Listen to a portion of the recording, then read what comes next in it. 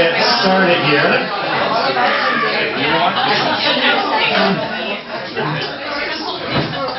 Just want to make sure that the glass is cleaned up before we get going. Anybody else want to drop a beer just before we get going? Okay. No beer involved. Okay, awesome. Great, well, welcome everybody.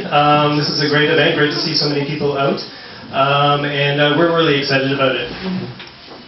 This is the launch of a special issue of ARC Poetry Magazine, a partnership with ARC and Cordite. And we're going to hear a lot more about that as the night progresses.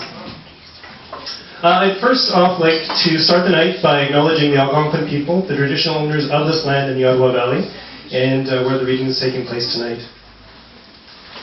The opposite of Ottawa is, if you were to draw a line from Ottawa through the center of the earth, it would arrive about 1,600 kilometers west of Perth, Australia, in the middle of the Indian Ocean.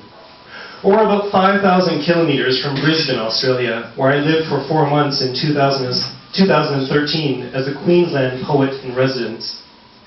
During my time in Queensland, I had the fortune to read at the Queensland Poetry Festival. I was joined by 4 other Canadians that year, Paul Vermeersch, Jacqueline Turner, Jean-Paul Florentino, and Sachiko Murakami.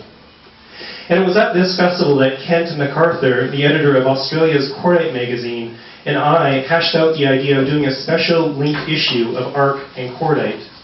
An issue where we would allow Cordite's editors to fill ARC with all things Australian, and allow ARC's editors to fill Cordite's web pages with all things Canadian.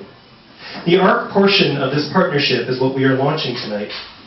Cordite will be launching their collection of Canadian poetry in December.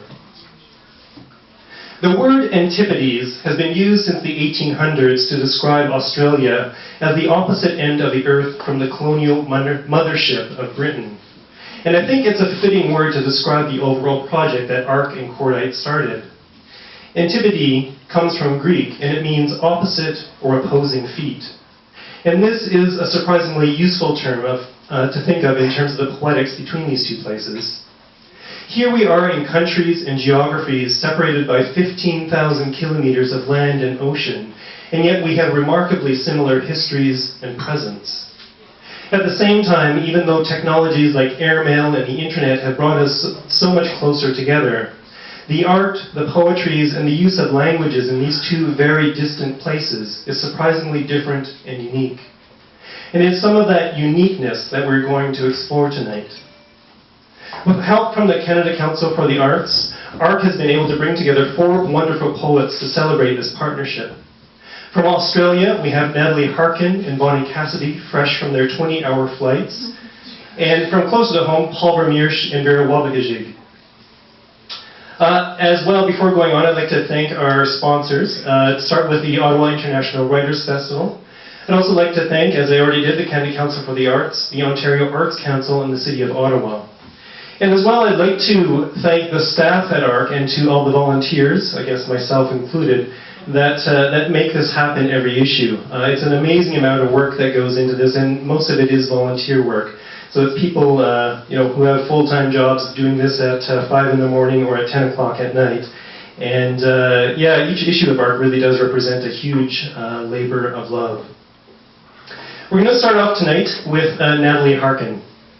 Natalie is from Point Pearce in South Australia.